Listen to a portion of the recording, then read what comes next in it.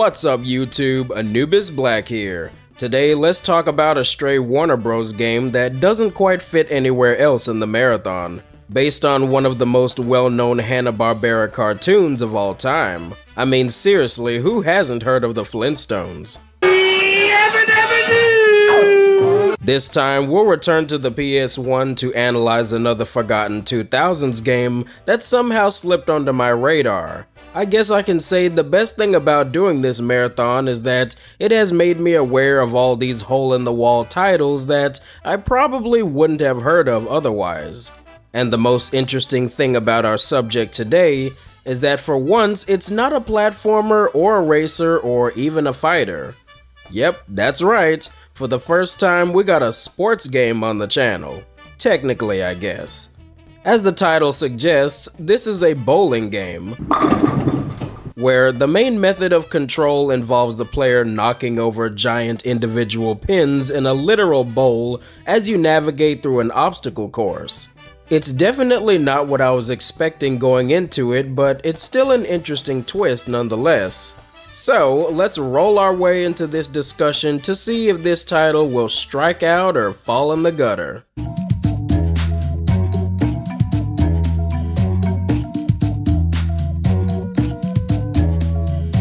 Of all the things to base a Flintstones game around, bowling is not exactly what I had in mind. Although I will say the franchise, especially the main character, are no strangers to the sport. The Flintstones Bedrock Bowling was developed by Adrenaline Entertainment and published by South Peak Interactive.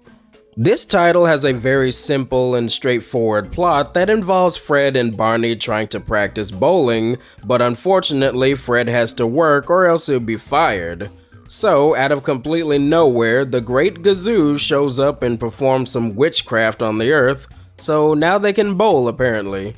You know, for the longest time, I thought his name was Kazoo, not Gazoo. Anyway, that pretty much sums up the plot. And like I mentioned a moment ago, the game doesn't feature the typical style of bowling that most are accustomed to, which is surprisingly unique and weird for a title like this. If anything, mechanical-wise, the gameplay feels more akin to skiing or sledding, because basically you are the bowling ball and you must steer yourself in position to knock over the giant pins scattered all over the narrow obstacle-filled lanes as you slide down the hill to the goal. In terms of actual bowling rules, there really are none. You can still get a strike by knocking over all the pins though. Besides that, you can collect crystals for bonus points and hit 3 dodo birds in a row to extend your playtime on the lane.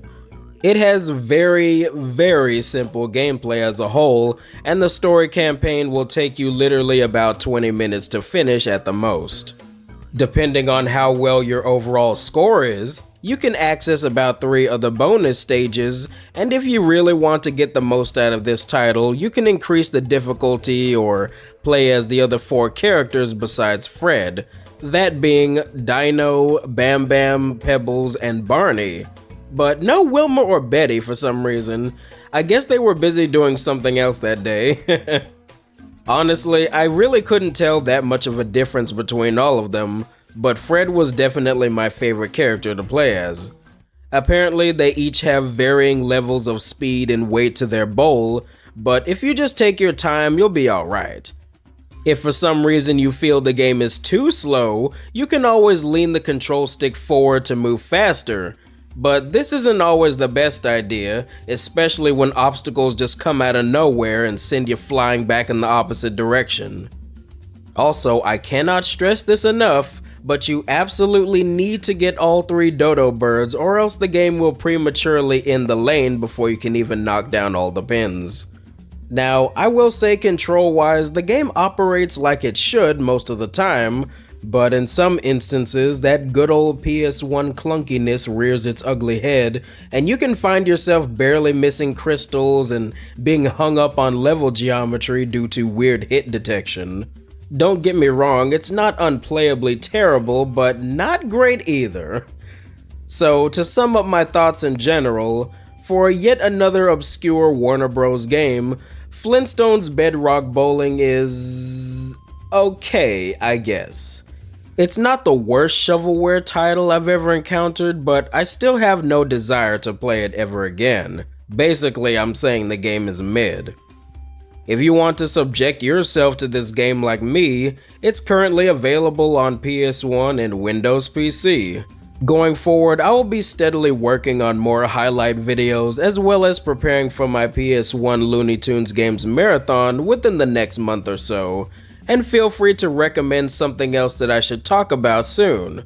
Thanks for watching Anubis Black Games as always, have a yabba dabba day, and I'll see you in the next video.